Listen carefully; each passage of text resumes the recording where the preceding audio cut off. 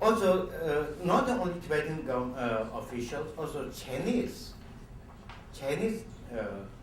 cadres also started learn Tibetans. Like in Lhasa, there's a it's mainly teach Chinese to learn Tibetan. When I go to school, the school mathematics and the geography, all subjects, teachers are Chinese, but all of them they speak Tibetan. We learned all these subjects from Chinese, but with Tibetan language. Like Gonzaga is one of my classmates in college.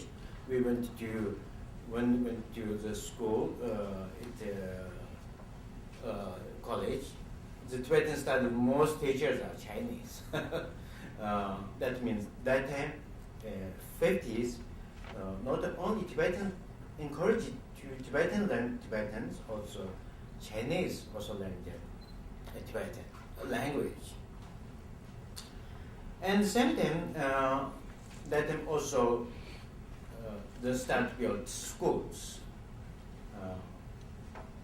In 50s, some schools, also in 60s, then spread schools all over Tibet. Like me, myself, I think before me, like my brother in 60s, he went to school for 2 or 3 years, most of them like that. Then me, on my generation, then at least they have primary school system. I think we are first generation.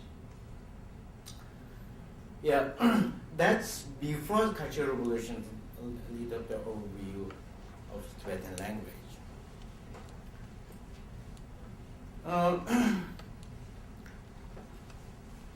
Then during the Cultural Revolution, then things changed romantically. One is, then everybody knows, the local government, the Tibetan lamas, local chiefs, became subject of the struggle session. Some of them sent to labor reform, most of them sent to prison. That's why. Then that means the administration level, there's no reason to use Tibetan language anymore. That's one of the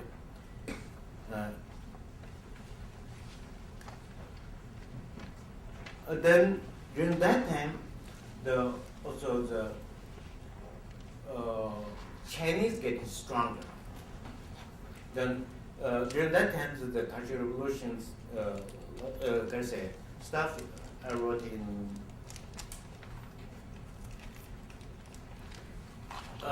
this book. How during that time, how we learned Tibetan language in school and in society. And that then basically is really bad. But there's something, bad things turned in good things. Like first, that then all books bad. Doesn't matter Tibetan traditional or whatever. Anyway, the publications before Cultural Revolution mostly bad, even including movies, everything bad. Then we have one book. That's this. Also, we had first issue. This is Mao Zedong's quotation book. We call it a red book. Jewelry book. Yeah, it's this book. Then all over country, everybody go with them and holding your pocket, and every day at least reciting 2 times. And doesn't matter you are literate or illiterate. Everybody, even you don't read, you have make sure have this book in your pocket. That's why everybody have to read it. Everybody have to memorize it. And that way, then Tibetan language spread all over all levels of people, all over Tibet with this book. And also the revolutionary terminology spread all over. Even these days, you ask somebody who doesn't read Tibetan, old people like 70s people, you ask something revolutionary term, they know. You can explain what's that, even they don't read it. All this come from this book. And later when Gesser scholar called Jiangpei Jiangzhou, he made an account of the Gesser epic publication numbers. He said total, the Gesser epic total probably so far published about 100 different titles. All publications put together, still the number is much less than this book publication numbers. It's really huge number. Everybody has this book, and plus, and the Mosecons another the 4 volumes of selection works. Yeah, that's right.